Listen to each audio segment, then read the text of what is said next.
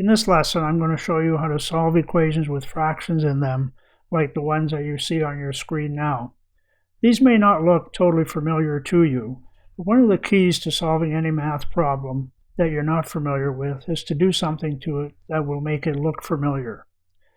And you also have to keep in mind what I call the golden rule of solving equations, and that is that what you do to one side of the equation you must do to the other side.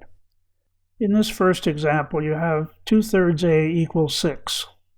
Now the 2/3 is the unfamiliar part. So what you need to do to get rid of the 2/3 in front of the a, or the coefficient of a, is to multiply both sides of this equation by something that will clear the fraction. And that is the lowest common denominator of all the fractions, or the lowest common multiple. In this case, it's 3 because there's only one fraction. So what you do is multiply both sides of this equation by 3. And what you end up getting is the 3 in the denominator divides into the 3 that you're multiplying by once. When you multiply that 1 by the 2a that's in the brackets, you end up with 2a on the left side, and on the right side, 3 times 6, which is 18. This equation should look very familiar to you, because it just has a term with a variable on one side and a constant on the other. So you solve this like you've solved all the ones before. You divide both sides by the coefficient of a, which is 2. So you end up with 2a over 2 equals 18 over 2. Then you divide that out, you end up with a equals 9. Before we start solving this next equation, I want to point out a small difference in the way the fractions are written. The first term is x over 3, whereas in the last equation we wrote 2/3 of a. This first term, x over 3, could have been written as 1/3 x. The important thing for you to understand is that it does not make any difference in the process you use to solve the equation. There is nothing stopping you from adding or subtracting a fraction to both sides of this equation, but my experience is that it leads to more errors, and that's why I always encourage students to clear the fraction. In this particular case, you are looking to find a number that both 3 and 5 will divide into so that you can multiply these terms by it and clear the fractions. That number is 15. So what we do is multiply every term in both sides of this equation by 15. When we do that, we end up with 15 times x over 3 plus 15 times negative 4/5. And we put that all in brackets, and then 15 times negative 1 on the right side. When we divide the 3 in the first term into the 15, we get 3 into 3 once and 3 into 15 5 times. We multiply 5 times the x in brackets, and we end up with 5x. In the second term, we divide the denominator by 5 and the 15 by 5, and we get 3. We multiply the 3 times the negative 4. And be careful that you're multiplying positive times a negative. You get negative 12, and then the 15 times a negative 1 gives you negative 15. We end up with an equation which once again looks extremely familiar. You have all of the variable terms on the left side and the constants on both the left and the right. So what we want to do is eliminate the negative 12 from the left side of the equation. In order to do that, we add 12 to both sides of the equation. When we do that, we end up with 5x minus 12 plus 12, or 5x equals, you have a negative 15 plus 12, which gives you a negative 3. So you end up with 5x equals negative 3. In order to get 1x on the left side, you have to divide both sides of the equation by 5. So you end up with x equals negative 3/5.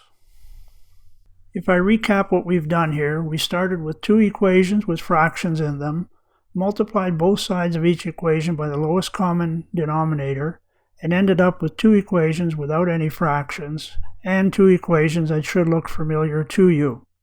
Keep it simple, do it carefully, and you will have lots of success. Now what I've done is showing you what these equations should look like if I take out all the red marks. You can see all the equal signs one above the other, and every step is shown so that everyone who looks at these can follow what you've done easily. The presentation of your solution is important. This next equation we are being asked to solve has 4 terms, 3 of which have fractions in them. Now the first one is written as 2m over 3, which again is different from example 1 that we did. It could have been written as 2/3 of m, but it doesn't make any difference to how we're going to solve this equation. And the safest way and easiest way to solve these equations is to multiply every single term by the lowest common multiple of the 3 denominators, 3, 2, and 4. Now that number is 12. So what we're going to do here is rewrite the equation and multiply every single term by positive 12. And we put all of the existing terms in brackets. This makes it a lot clearer that we're actually doing a multiplication. Now in the first case, we have 12 times 2m over 3. So we divide the bottom and top by 3, and we end up with 4. We multiply 2m by 4, and we get 8m. In the second term, we divide 2 into 2 and 2 into 12 and get 6. We multiply positive 6 by negative 1. Make sure that you remember this is a negative, so you end up with negative 6. In the next term, we divide 4 by 4 and then 12 by 4 and get 3. We multiply 3 times m and get 3m, and they're both positive. And finally, the last term is positive 12 times negative 3. That's a multiplication because of the brackets. It's not 12 minus 3. So we end up with negative 36. At this stage, we have an equation very similar to those you've done in the past, where we have 2 terms on each side, and we want to get all of the terms with variables on the left. So what I like to do is eliminate the negative 6 on the left-hand side. You add 6 to both sides. So on the left, you end up with 8m. Minus 6 plus 6 is 0. And on the right, you end up with 3m. And then minus 36 plus 6 is negative 30. Now that we have variables on both sides of the equation, we want to eliminate the 3m from the right side of the equation. So we subtract 3m from both sides. We end up with 8m minus 3m, or 5m, equals 3m minus 3m, which is 0, minus 30. To get positive 1m, you divide both sides by the coefficient of m, which is 5. So we end up 5m divided by 5 equals negative 30 divided by 5. And since you have a negative divided by positive, you end up with a negative 6. Once again, you see here that in 4 easy steps, we have gone from a complicated looking equation to a simple solution. As I remove all of the red marks, you can see that all the equal signs are one above the other, and the solution is presented in a logical, sequential fashion, which is easy to follow. It's time for you to try some of these on your own. So what you'll see in front of you are 3 equations, very similar to the ones we've just done. Remember to take your time, clear the fractions, and you'll be able to solve these. Pause the video now and try these on your own until you can do them from start to finish. If you have trouble, restart the video and check out the solutions that I have done for you. Equation 1 has 2 fractions with denominators of 3 and 2, so the lowest common denominator is 6. In order to clear the fractions, we multiply both sides of this equation by 6. On the left side, we get 6 times x over 3.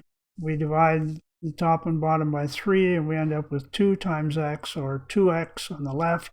And if we divide the 2 and the 6 by 2 on the right, we get 3 times 1, which is 3. We end up with 2x equals 3. In order to get 1x, we have to divide both sides of this equation by the coefficient of x, which is 2. So we end up with 2x over 2 equals 3 over 2, or x equals 3 halves. Or you can write this as x equals the mixed fraction of 1 and 1/2. In equation 2, again, the 2 denominators are 3 and 2, so we are going to multiply both sides of this equation by the lowest common denominator, which is 6. We rewrite the equation. You notice that I put the minus right after the a here, just to show you that you can do that if you like. Here we're multiplying everything by 6 and putting it in brackets, and we have a minus 6 times 4, which is really the same as positive 6 times negative 4. So now when we divide the top and bottom of 6 times 1/3 a, we end up with 3 into 3 once, 3 into 6 twice. 2 times 1a is 2a. On the right side, 2 into 2 goes once, and 2 into 6 goes 3 times. We get 3a, and then negative 6 times 4 is negative 24. Now to eliminate the 3a from the right side of the equation, I subtract 3a from both sides of the equal sign. We get 2a minus 3a, which is negative a on the left, and negative 24 on the right. In order to get positive 1a, we have to divide both sides by the coefficient of a, which is negative 1. So we end up with negative 1a divided by negative 1, which is a on the left, and on the right we end up with negative 24 divided by negative 1, which is positive 24. We could have multiplied both sides of this equation by negative 1 and ended up with the same result. The third equation has 4 fractions in it with denominators of 8, 2, 4, and 4. The lowest common denominator is 8, so we're going to multiply each term on both sides of this equation by 8, and you'll see I put the originals in bracket. The first one, the 8's divide out, you get 1 times 5x is 5x. The second term, 2 goes into 8 4 times, so you end up with negative 4 times positive 1. So you get negative 4. Again, I put the negative on the outside just to show you that you can do that. On the right side of this equation, you divide 4 by 4, you get 1, and then 8 by 4, you end up with 2. 2 times 3x is 6x. On the last term, you divide 4 by 4, you get 1, and 8 by 4, you get 2, and then you multiply positive 2 times negative 1 to get negative 2. The resultant equation is very similar to the ones you've done before with 2 terms on each side. In order to eliminate the negative 4 from the left side, we add 4 to both sides of the equation. So we end up with 5x minus 4 plus 4, which is 5x. And on the right, we end up with 6x minus 2 plus 4, which is 6x plus 2. Now, we want to eliminate the 6x from the right-hand side of the equation, so we subtract 6x from both sides of the equation. On the left, we end up with 5x minus 6x, which is negative 1x.